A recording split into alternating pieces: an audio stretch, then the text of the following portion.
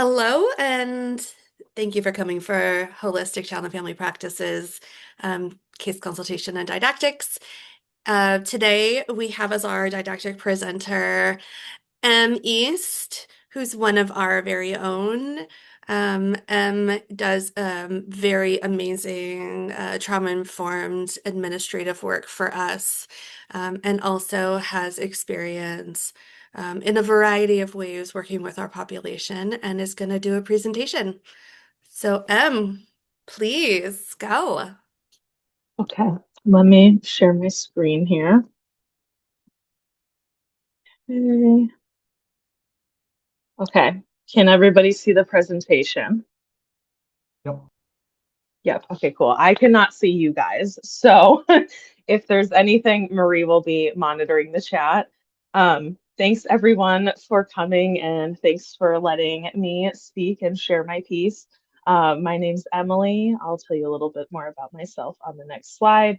But today I wanted to talk to you about a neurodiversity centered approach to tutoring. I'll kind of swap out centered and affirming. The basis of this is that it is a neurodiversity centered and or affirming approach to tutoring. So you'll hear those interchangeably. Okay, so before I really jump in, I wanted to share a little bit about me with some things that I feel are relevant to this topic. Unlike a good chunk of you in this group, I am not a therapist, so I'm a little nervous here speaking to all of you guys, but it'll be okay. So some important identities to me are I am non-binary, queer, and neurodivergent. By schooling, I am a civil engineer with a focus in construction management, which is essentially like project management with a construction twang to it. I don't practice that anymore. I left the industry a couple years after graduation. I've been with Holistic for over 3 years now, which has been awesome to be in this space. I've learned so much about neurodivergence. And it's just, I'm really grateful for all of my friends who are therapists who have just taught me so much. I've had the opportunity to work with kids across ages and like through a variety of roles. I was a home visitor for Early Head Start for a couple of years, working with kids 0 to 3 and their homes. I was a Peace Corps volunteer, which I have some thoughts on the Peace Corps and the neocolonialism of it all. But at the time, yeah, that involved working like closely with kids a lot. I've done supporting my siblings with schoolwork, like especially during COVID, and I'm a summer camp counselor at Camp 10 Trees, which if you haven't heard of it, you should check it out. It's a summer camp for queer, trans, and queer spawn youth. I've supported children and teens with schoolwork both before and after I myself had a more concrete understanding of neurodivergence. So it's been pretty cool to see how, as I learned about neurodivergence, how that could like impact the learning space. My brain processes things like very top down. I think that really helps me see where someone might be getting stuck. I'm pretty able to like zoom out and kind of see the paths where we need to go and see like what might be getting in the way of someone. And I think it's been a huge help when working with kids in schoolwork. And then besides that, I just really enjoy like learning how things work. I used to watch How It's Made and PBS Nova a lot as a kid with my dad, and it's just cool to like, how does someone run a business? How do we make candy? I don't know, but I want to know. And then I had to throw in 2 pictures of me with my yarn stuff because I love to knit and I really love the math that goes into knitting. So you've got me there in my favorite shirt that just says yarn really big.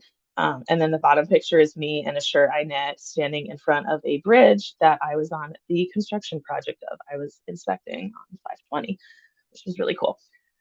Okay, so back to a neurodiversity centered approach to tutoring. Before we really dive into that, I want to bring to the top and the forefront of everyone's mind the social model of disability.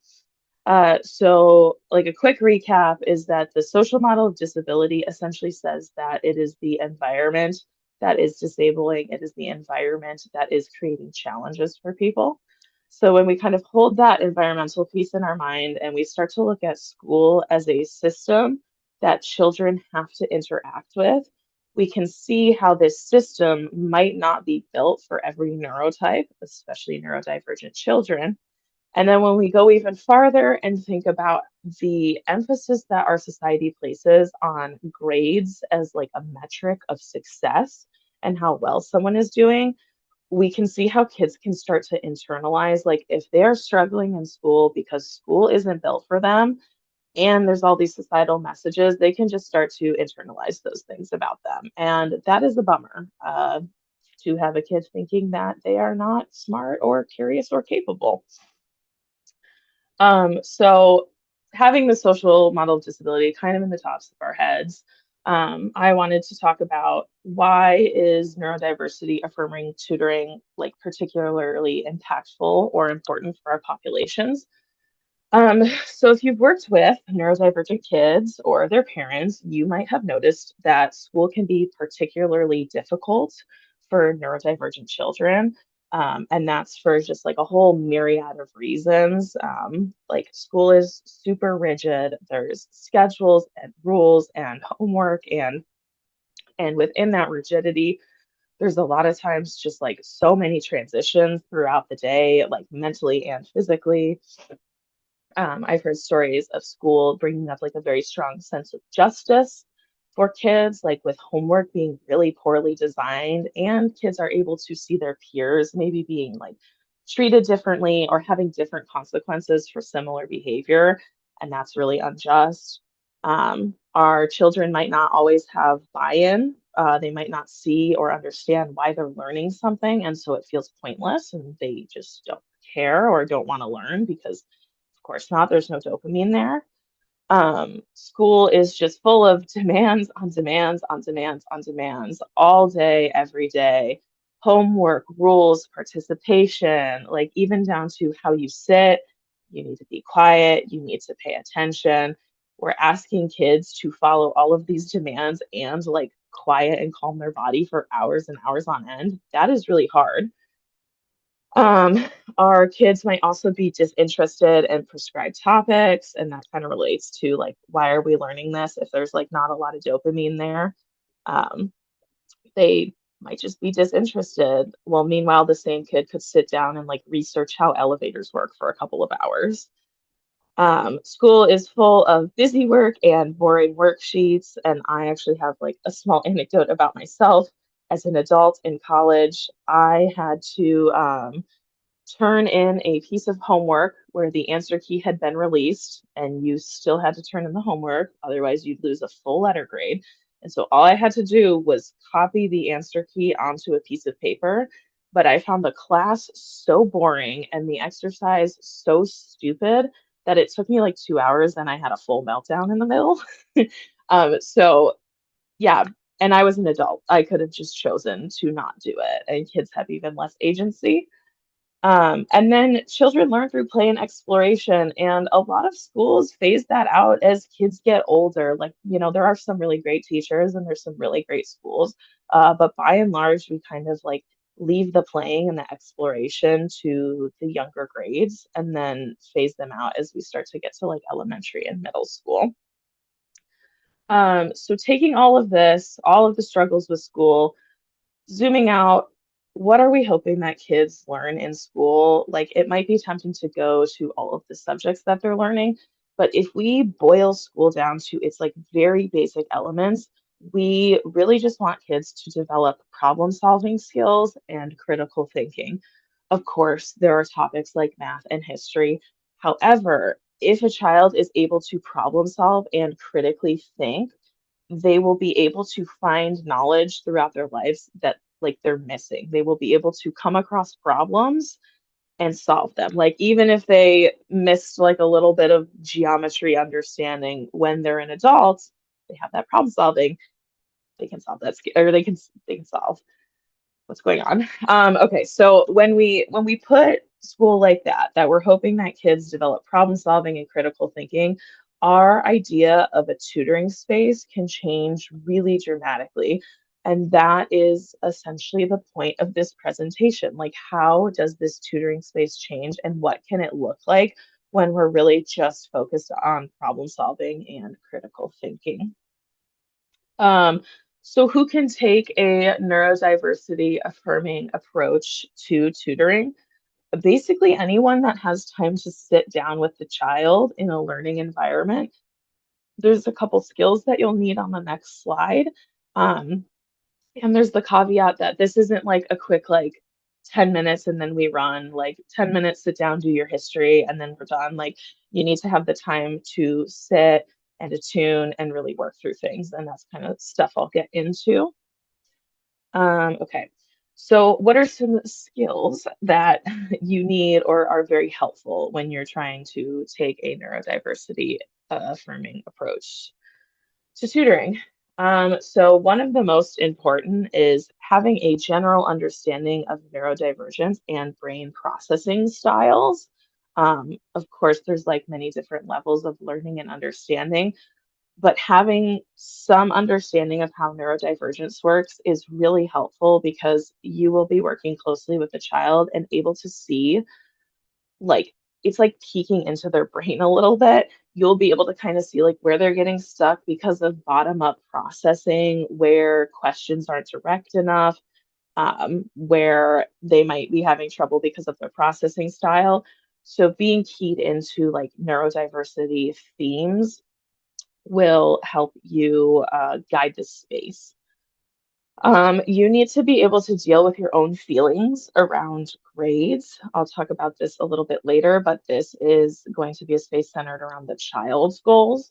And that might be different than what your goals with grades were when you were that age. And so, maybe for you, seeing a D on the kid's paper is going to be really distressing, but for the kid, it's not. And so you need to deal with that so it doesn't eke into the space. Because when you start to get anxious and focused on grades, like the kid can feel that.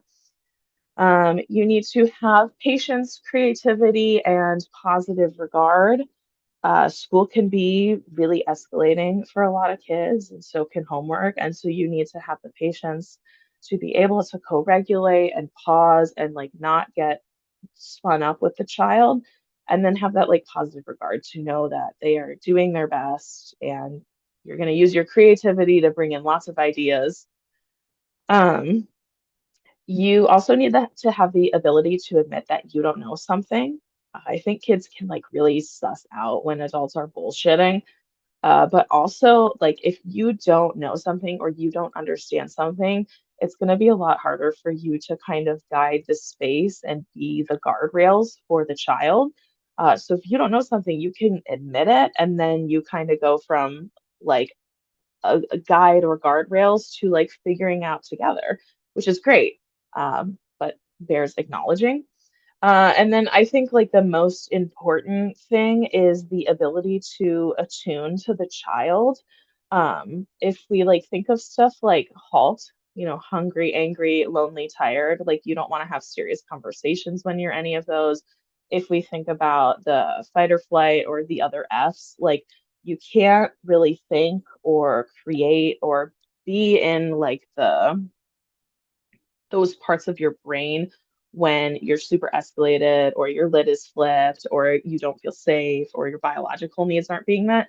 So the tutor needs to be able to tune into the kid and help co-regulate them and all of those like nervous system and body cues so that they can be in a space and a brain space where they can learn and can be creative.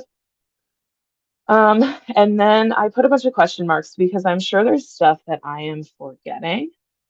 So these five seem pertinent, but I just wanted to leave the list open because it's not exhaustive. Okay, so what exactly is this approach? It's a little hard to pin down, so apologies if it's a little all over the place. Okay, so what is it? Fundamentally, it's a space that is centered around learning and curiosity that is going to incorporate schoolwork. But while schoolwork is the vehicle, the goal is not to get the work done. You're like using schoolwork as the basis to explore the child's brain, but also tap into their curiosity and interests. So as you're engaging with school, you're radically not centering grades. Success in the space is going to come from learning on our terms, not the school's. I have a bunch of examples coming later. And then it's also a space to identify what elements of school are getting in the way for the child. So we're centered around learning. School is involved, but it's not centered, and we're exploring the child's brain. So there's essentially like four pillars, four elements to this, to how to create this like tutoring space. The first is that you want to be engaging and learning and curiosity, of course, that's the goal. With again, the reminder that this is not about grades, scores, or tests. Like, we're not trying to force a child to finish a history worksheet, especially if there's something there that catches their curiosity and they want to like stop and research like medieval toilets for 45 minutes. That's great. That's still learning. And you can like guide that to bring in more critical thinking and asking questions and stuff. Uh, Second pillar is that we want to be supporting the child in internalizing the knowledge that they are innately smart, capable, and curious. We're going to be constructing a new definition of being smart that's different from the school's definitions and expectations. We all know that at school, getting an A, like that means you're smart. Um, and for kids who are seeking tutoring, they might not see themselves in that definition. So we are going to be like expanding the definition and reminding them that they fit that definition. And then hand in hand with internalizing that positive stuff, we want to externalize the challenges that come up from school. This is like really where the social model of disability comes up. And I put the quote, if you judge a fish by its ability to climb a tree, um, yeah, there's our kids run into a lot of challenges at school that make school very hard. And that does not mean that they are not smart and they are not capable. It just means they are trying to do their best in a system that wasn't built for their neurotype. And so we want to help them see that. And then we want to take all of this and we want to work with the kids to identify methods and strategies that will help accommodate the child at school as we encourage this learning and curiosity. And that's because, like, even though we're constructing all of these new definitions, like, kids still have to interact with the system of school. Some of them get to be homeschooled or unschooled, but some of them are stuck in school. And so, how can we help them do better in this place that they're forced to be? And we are, by doing this, we're also kind of expanding their understanding of what it means to be a learner, because there are so many ways to be a learner and there are so many ways to demonstrate knowledge. Okay, so what does this look like in practice? Like a little more detail. So first, I wanted to focus on how attunement might look in practice. So in this space, the tutor must attune to the child to guide the space. This is going to take an understanding of the child's escalation cycle. Um, the escalation cycle is a tool that we use at Holistic that kind of color codes the state of someone's nervous system. It's kind of like this, we got like this little roller coaster cart over here. So when someone is in the green zone, they are able to feel connected and learn and explore and kind of do that like deeper thinking. They're grounded and regulated. As they start to go up the hill, they get into a more escalated state in the yellow zone where they still have access to some of those parts of their brain, but they're starting, to get up there. It's a little harder to access. And then we get to the red zone and the peak, and that's when someone's completely flooded. It's like fight or flight, it's survival mode. You can't do your best thinking there. And then after that, we have the gray zone, kind of where you're like, it's like, I think of it kind of like an escalation hangover. You might be really tired or feel slow. And so the tutor should have a general understanding of the child's escalation cycle and be supporting the child in staying down or getting down to the green. And if the tutor notices that the kid is moving up into yellow, they're going to want to use some strategies that they know. And they also need to know the kid's escalation cycle because sometimes it's like best to just stop trying to do schoolwork. Like, if a kid is having a full meltdown, I'm not going to be like, wait, but the Pythagorean theorem. Um, so yeah, you want to tune into their nervous system cues. You also want to tune into their biological needs and cues. Like, I'm sure everyone here is in agreement that like we can't do our best work or our best thinking if we're like super hungry, super tired, like really need to go to the bathroom. So you want to be able to like check in with the kid, pause, help them meet those needs so that they can be curious. You're also going to want to tune into the child's interests and weave them in throughout the space as you go. Like homework doesn't have to be boring, it can actually be fun. And like, um, I have a friend who was homeschooled and her special interest was crocodiles. And she said for like 2 years, everything they did in science was centered around crocodiles. And she's crazy smart. But that like took her far. Her love of science because she got to focus on crocodiles and do projects that interested her. She fell in love with science. So we are trying to bring child's interest in. And then the tutor is also going to be tuning in and just continuously learning about the child's processing style. So they're going to be finding out things like, is this kid an internal processor or an external processor? Do they zoom in on little details or do they zoom out and see the big picture?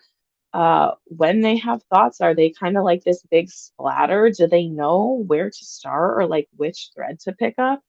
And tuning into the child's processing style is going to help just like notice and guide them around sticking points as you are doing work and whatever fun research you guys want to do on the side or that comes up in the space. Okay, so attunement, what else does it look like? So it's going to look like the tutor gently pulling the child's attention towards their interest as an underlying thread. You want to incorporate interest into homework, but make sure you save space for chasing down questions and curiosities that arise like outside of like the prescribed worksheets and stuff, and leave time to play with hypotheticals that are involved in the child's or that are centered around the child's interest. So like that might look like if you're doing biology and Punnett squares, like maybe it doesn't have to be about bunnies, it can be about dinosaurs. Like geometry can be cool buildings or trains or the flight paths of birds. You can take a question and just be like, what would happen if this was on the moon? And that doesn't only have to be physics. You can take their favorite singer's songs and like look at the lyrics and compare it to the poetry that they're learning in English. You can chase hypotheticals like what would prompt octopi to grow more tentacles? Is that biology, math, history? Like you can bring in all of these stuffs and get the kid to think critically about it. You can even, how do you make your favorite candy in big batches? Like, oh my God, that must weigh a lot. Like, what do you think the machines are like?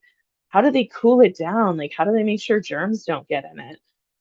So taking time to chase down things that align with the kids' interests are also really great learning opportunities, and those can like bud and sprout from homework. Um, Attunement is also going to look like encouraging the child to analyze by teaching the tutor. That kind of ties in with some of the hypotheticals because those are like really good spaces for developing critical thinking skills. But it can also look like kind of like almost pretending to be confused at times to help the kid key into like specific themes they're learning. So, like asking them what the author is trying to say because you don't get it might help them summarize. Um, if if maybe the chapter ended and you're feeling nervous, you can talk about why, and maybe it's because there was a cliffhanger. You can have them, you can ask like, I don't get why this device was invented or how did the inventor know to try that? And then you could just like for core things, be like, wait, I forgot what this was. Can you remind me? And so it's giving the child like buy-in and more of a stake. And it's like maybe closing a little bit of that power difference there.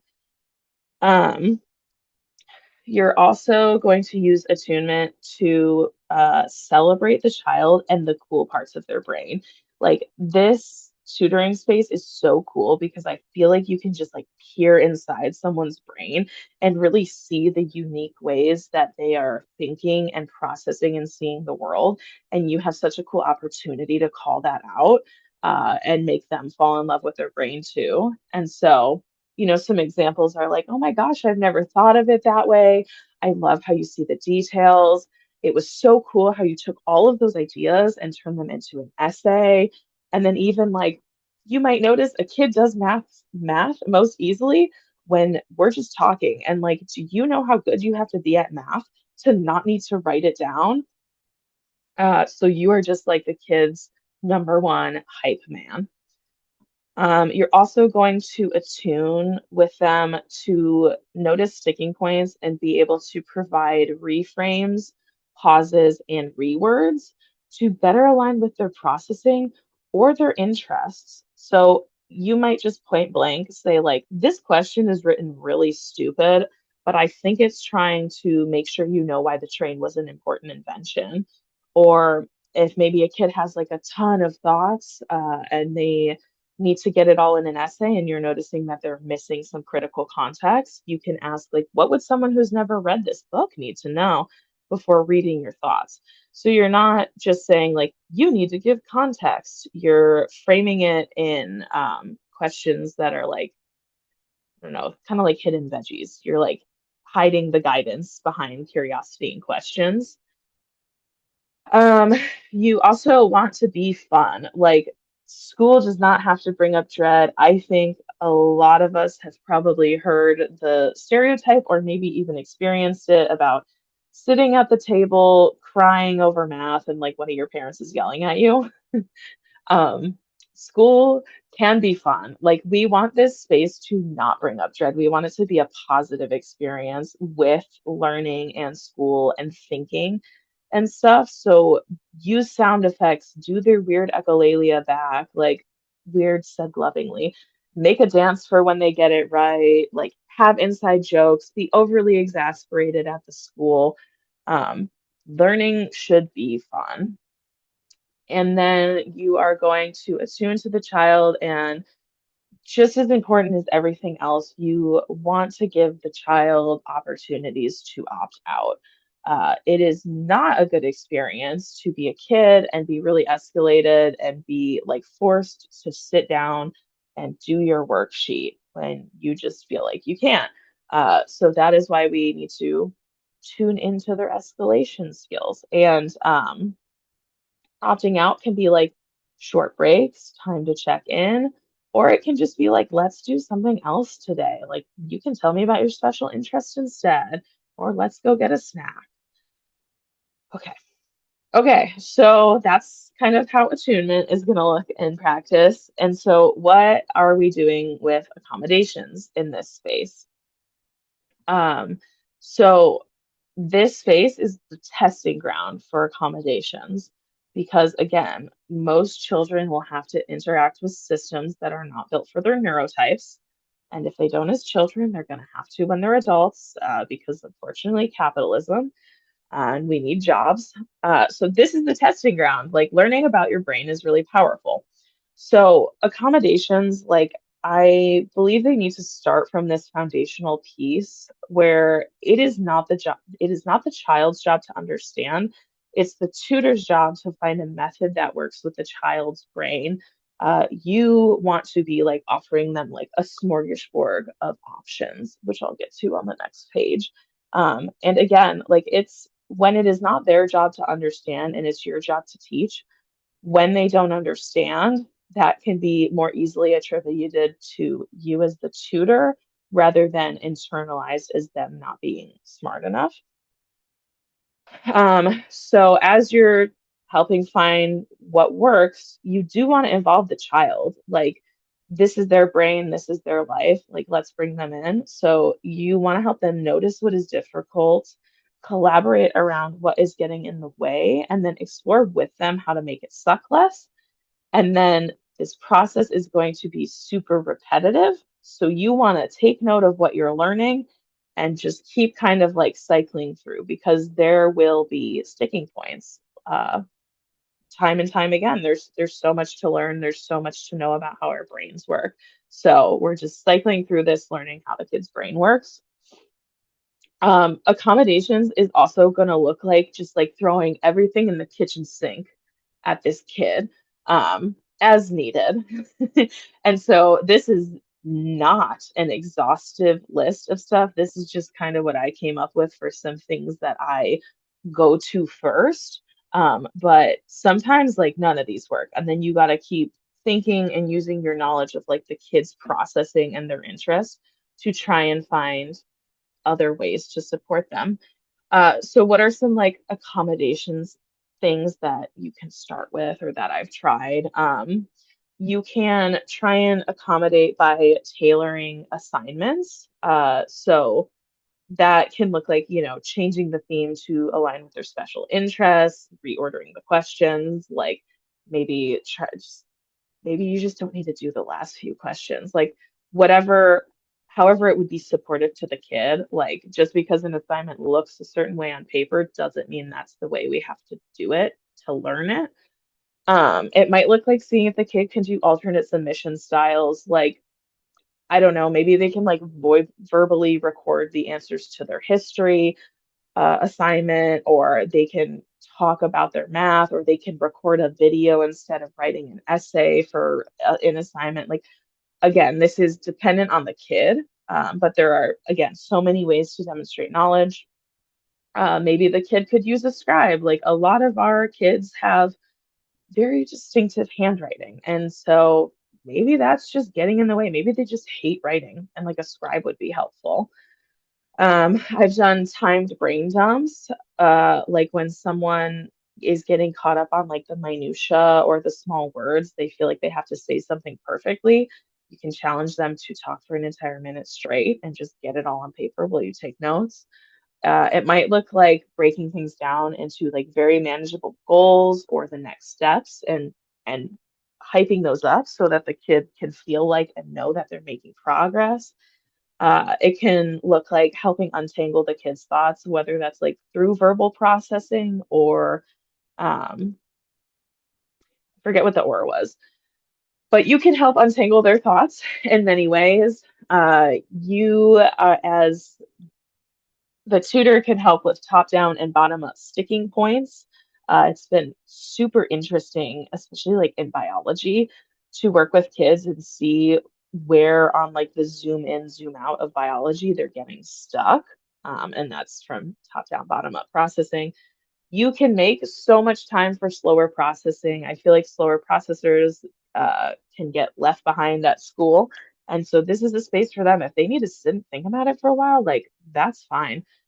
You can reword questions, do things in a different order. Like you don't have to write an essay in order. You can start with the conclusion. You don't have to do worksheets in order. You're going to let the kids' mind wander and follow rabbit holes. Like that is how their brain works and finds interest. And there is so much learning in that. And sometimes they are wandering or following rabbit holes because they like can't answer the question that's on the homework until they have this other piece answered. Like sometimes that type of understanding is critical for them. You might have an echolalia party and just why not? That's fun. Um, you can try singing and music and silence. Like some kids might work best with music in the background, some might want silence. Some might like to sing as they process. I know that I sing a lot when I'm feeling nervous. You're going to bring in whatever tools and supports that they want or that they need.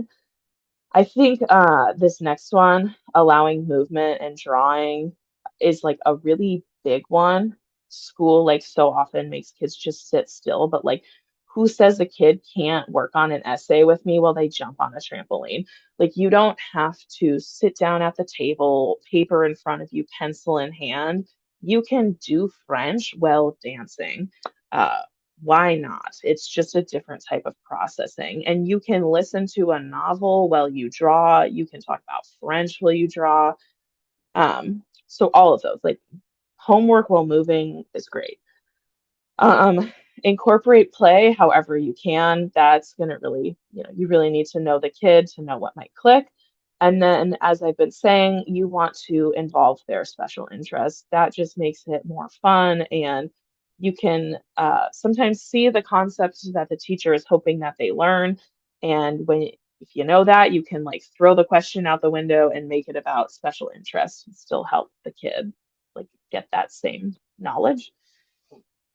Okay, so I don't know if this is the last one. The next piece of this is that we want to help the kid make meaning. So in addition to everything else we're doing, we want to tie this all back to the kid.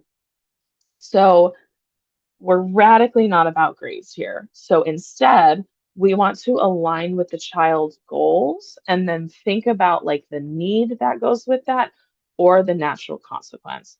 Because again, the societal goal is like get good grades, whatever that means. But maybe the kid you're working with doesn't care about good grades, quote unquote good. But they care about staying in classes with their friends. And to stay in honors classes, maybe they need A's and B's. So that tells me that this kid's goals are going to be to get A's and B's, not because they want to do like quote unquote well at school, but because they want to stay with their friends, and that's perfectly fine. Maybe the kid really wants to go on summer vacation and that is their motivating factor. But if they're going to fail and have to go to summer school is going to get in the way of vacation. So maybe that kid really just wants to get a D in all of their classes. And that's part of why you need to like throw your expectations around grades away because we are letting the child lead here. Maybe they want to work with animals. So you're going to look into like what biology they need and how that biology is going to like play into like this future career they're dreaming of. Maybe the kid wants to sell their art. Well, you're going to need marketing and business skills. What classes are you going to learn those in? How is math going to factor in? And then maybe like their main goal is to get a dog. And of course, like the traditional thing might be like your parent says, well, if you get all A's and B's, you can get a dog. However, we can go further away from grades and we can say, like, okay, well, let's see what you're learning in English and math and biology and use all of that knowledge to persuade your parents. Like, if you could do a little math report on like what the food's going to cost or make a presentation with your persuasive English skills or an essay. Like you can use your biology project to learn about a dog's needs and like how to train them and how their brain works and stuff. So there's just so much you can do. And when you align with the kids' goals, it makes learning and curiosity more for them rather than someone else telling them what they have to do. And I think like what I've seen is it kind of helps line up the natural consequences of things. So you can give kids a little bit more agency there too. And then this last part of making meaning is we want to like remove the busy and find the why in the schoolwork that they are often, forced to interact with. So as you're doing assignments, like and using them as the vehicle, you can think about what is the actual goal of this assignment? Is there another way you can show you can do this? Because again, like we don't care that this kid like can do their biology homework and get an A on it. Like we care that they can engage in this thinking and do problem solving and kind of engage with the elements of the learning that are there. Kind of losing my train of thought. Um, we might be looking at with the kid, like what elements of this assignment are getting in the way? Can we remove it and still make sure you learn? Like, do you have to draw a diagram of a pigeon for this biology to be good? Can we use clip art? Can we skip it? Can you, instead of drawing a model, can you stand up and like give me an interpretive dance of the model and show me that you know it? And like the teacher might not like that, but like the kid knows, the kid's got the knowledge. And then also seeing like, can we skip these questions? Sometimes you'll see like a homework where you can tell kind of what the foundational knowledge is, and then you can see what questions are like the stretch. And so sometimes the stretch questions are too much right now. And if the kid is escalating, like, okay, they can learn the stretch stuff later, or they'll have the critical thinking to be able to find it out at some other time. And then we're also, again, helping the kid realize and find the meaning in the fact that they like learning, they just don't like homework and they don't like how school is like traditionally built. And that is a big part of what's getting in the way. And then we want to take it like a little bit further. So everything that we're learning and seeing in this space, we've set the stage. We want to be able to advocate for the kid outside of the space. So you can use what you see in these sessions, and it can be used to inform things like IEPs and 504s and more. Like even just like reporting back to the parents on how they can support their kid with schoolwork. um, it's really cool because you get to take a magnifying glass and look into someone's brain and like see how their brain is processing. And yeah, I don't know, it's just so cool to see like how someone's brain works in real time. I really love it.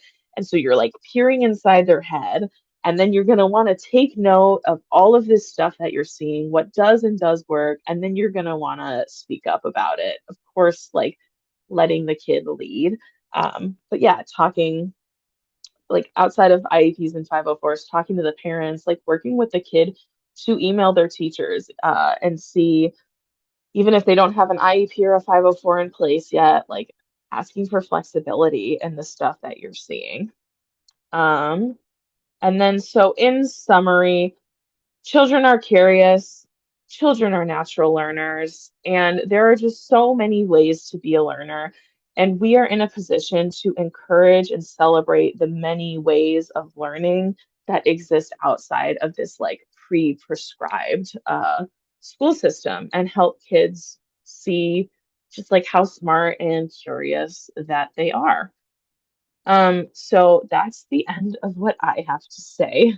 I wanted to leave space for questions, which do terrify me, and discussion. Um, Great job, so I'm gonna be asking you questions and then that are coming from the chat, and then we'll see if other people have other questions. And if you want me to help you with an answer, just let me know. Okay. Um, so the first question is about one of the very first slides you put up. There was a Mhm. picture of you with a bridge. And so people would like to know, what is your opinion on that bridge?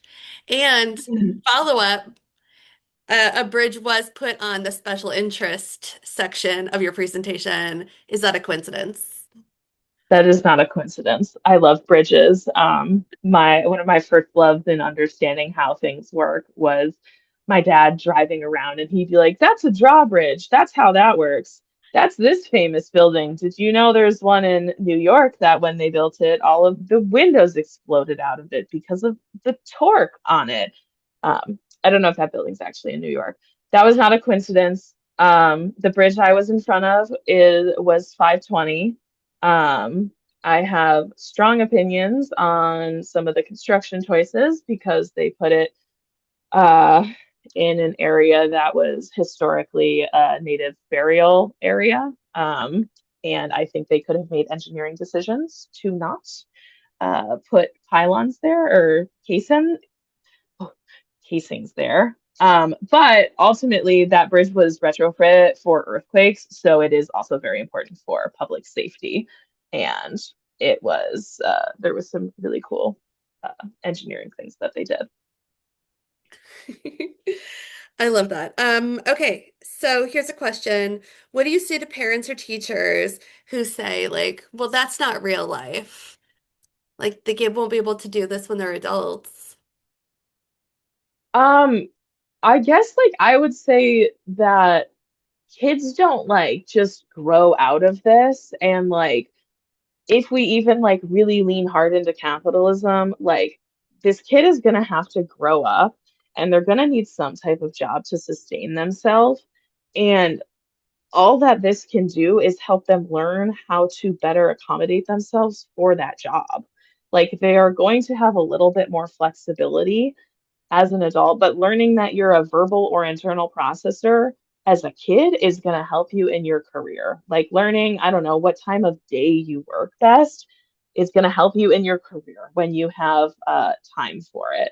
Like knowing how to accommodate yourself is so important because the alternative is just like quiet suffering in the real world, which I think people who are asking that uh, might benefit from also looking internally a little bit. Does that make sense?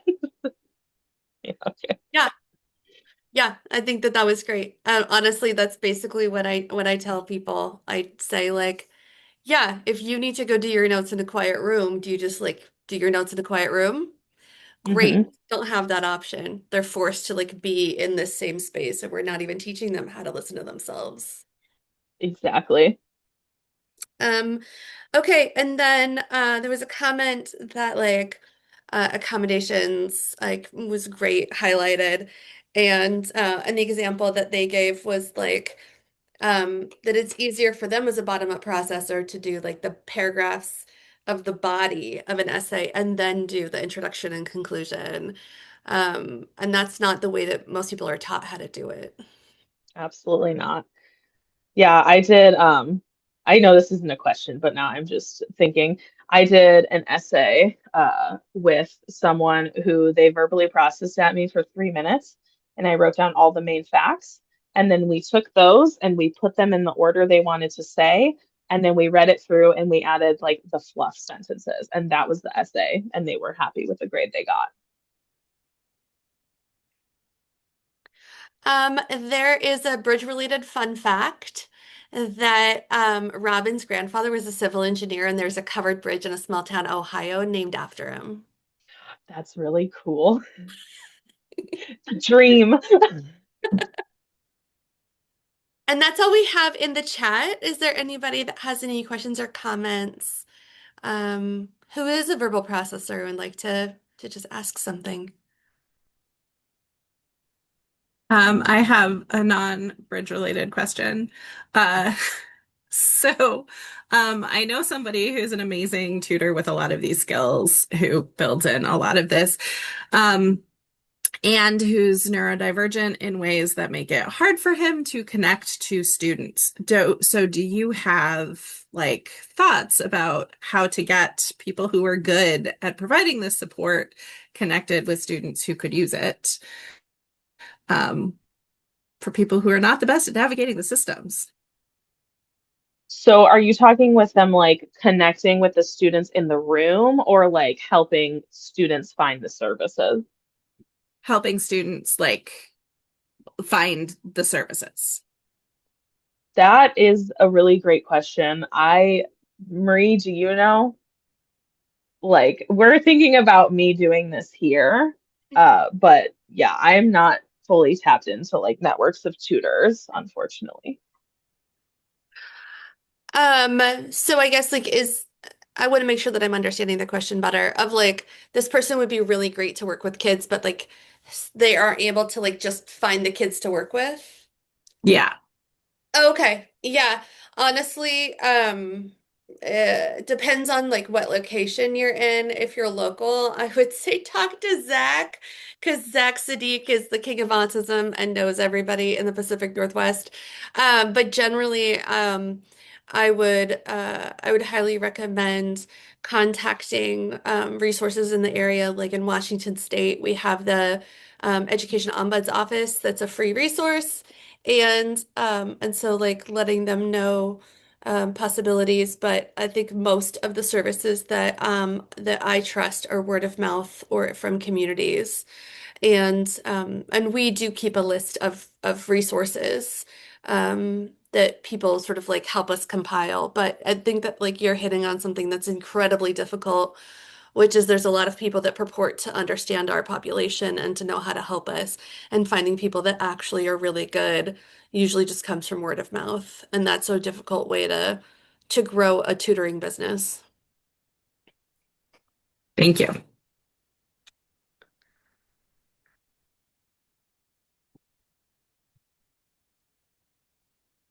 Zach, I didn't know you were a formal civil engineer.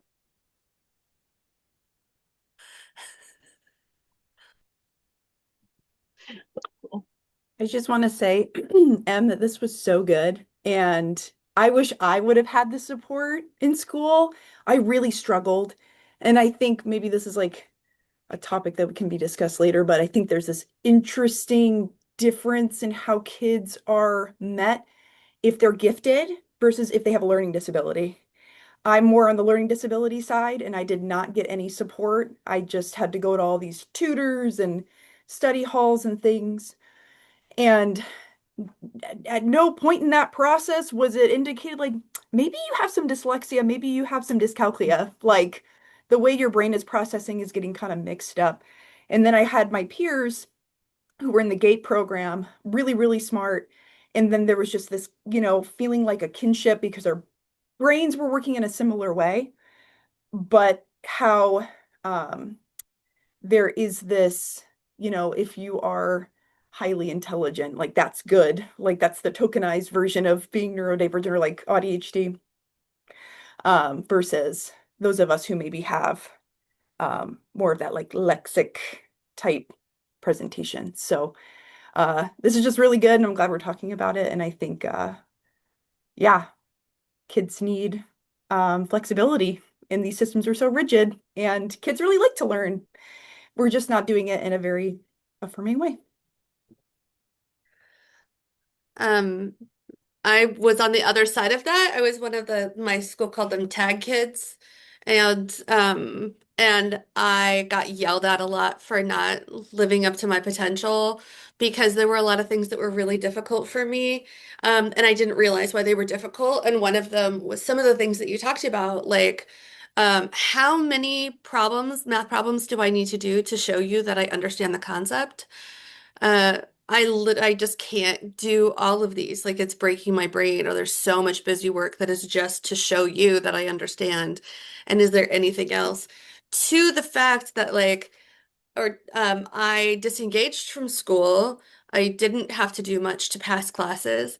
And then when I got to undergrad, I took a class in how to be a student because I had no idea what people had been really asking for all these times. And so it was just an instructor saying, here's what when they say this, this is what they're looking for. When they say this is what they're looking for. Because otherwise, the way that we process information, we're going to give them, I'm going to overthink it. I'm going to give too much detail. I'm going to do all this stuff. I'm going to work so much harder than they're asking me to work. And I'm not going to understand where I'm like missing those elements. And so, like, when you're talking about this, I feel like you're really like separating like need versus service and like what are they actually asking us for? And that's lovely. And it works for all neurodivergent humans, where some of us are really, I mean, like average people are average at everything, but we're amazing at some things and trash at other things. And we don't always have to be okay at everything. We can have assistive technology or like all these other components that aren't really like brought to our attention when we're kids.